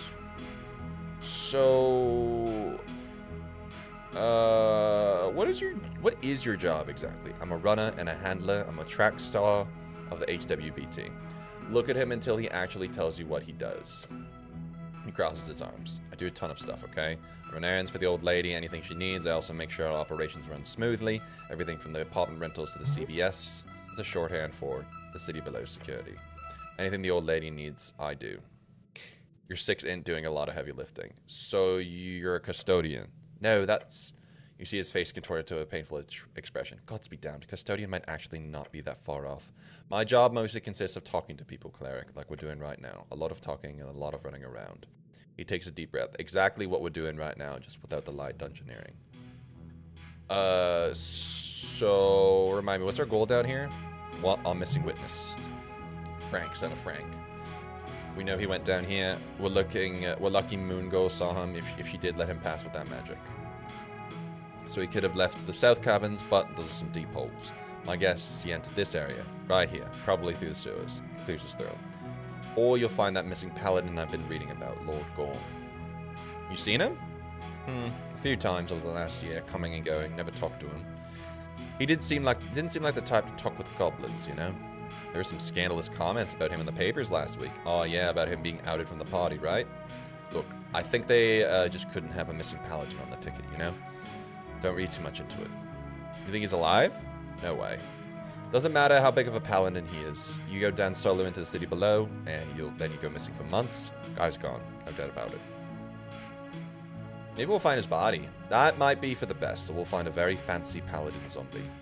What do I know? He shrugs. You're the cleric. You're starting to get it. I am the cleric. You sure are. You know, gestures toward him. It's good to see this. See what? Positive interaction imminent.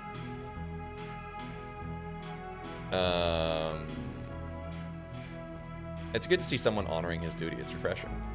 Your companion lets out a grunt after the echo of your words dies down further in the hallway. Well, you don't see honor and devotion among the palace these days? No, Snow, I do not. Wait, of course there's honor. Shove a thumb towards your helmet. I'm there usually. Ah, of course. You ever meet him?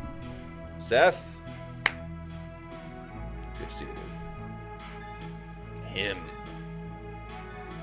Seth, I hope you're doing well, but also I hope Canada wins. As much as I want Pete Crow Armstrong to do well, I want Pete Crow Armstrong and Alex Bregman to both get a home run, but the USA still loses. This is my proposition. Please let me know if you accept it. Hope you're good, Seth. Also, dude, how was the cruise? I feel like we haven't talked since the cruise. We had a good time.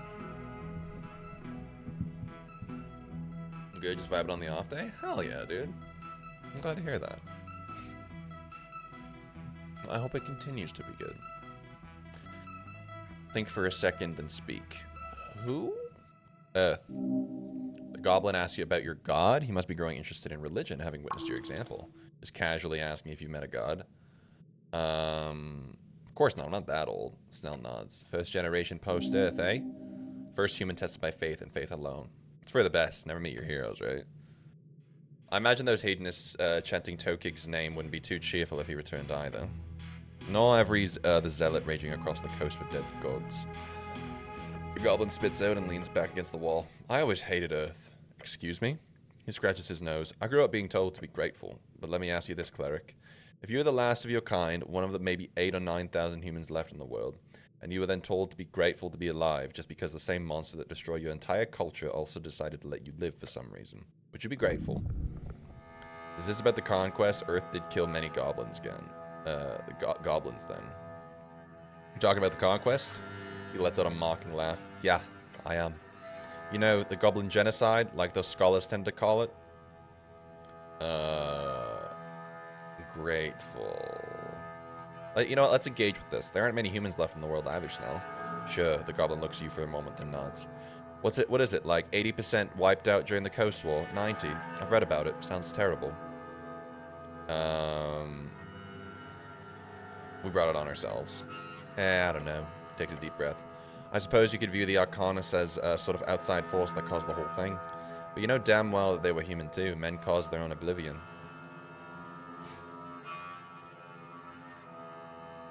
I do not consider myself in any way responsible for any of these tragedies. I don't believe it's healthy to hold that over your own head. There's some agency in that, yeah, it's some blame.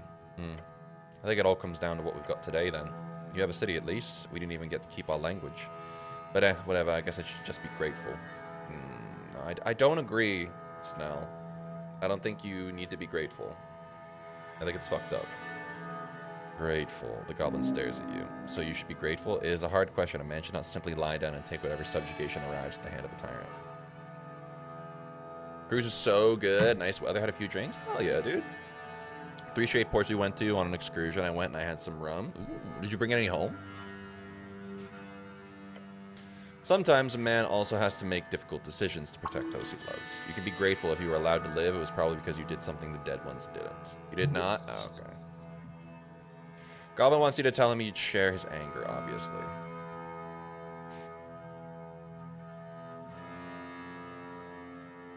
I don't know what I would feel. It would be the death of the soul.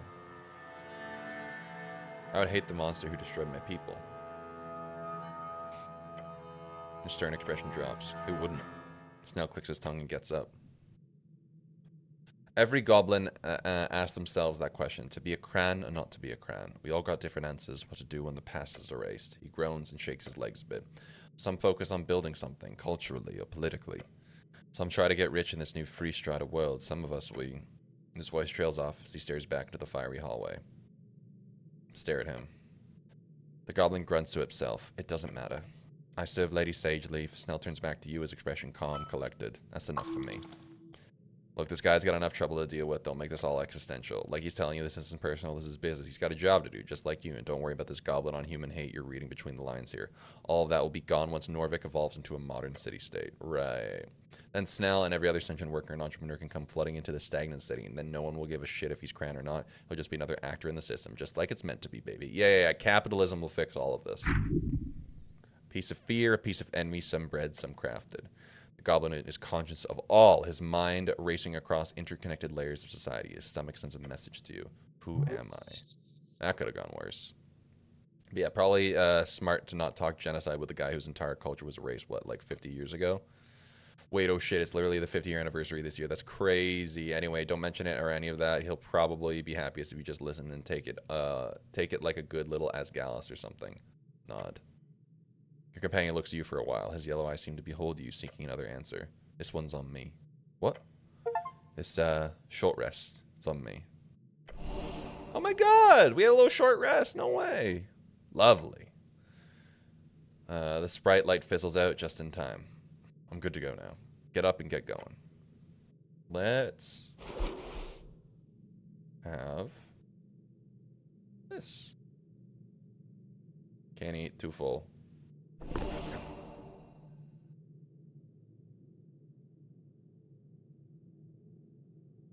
Can't eat, too full.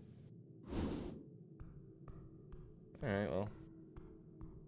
Where the hell is this gonna take me?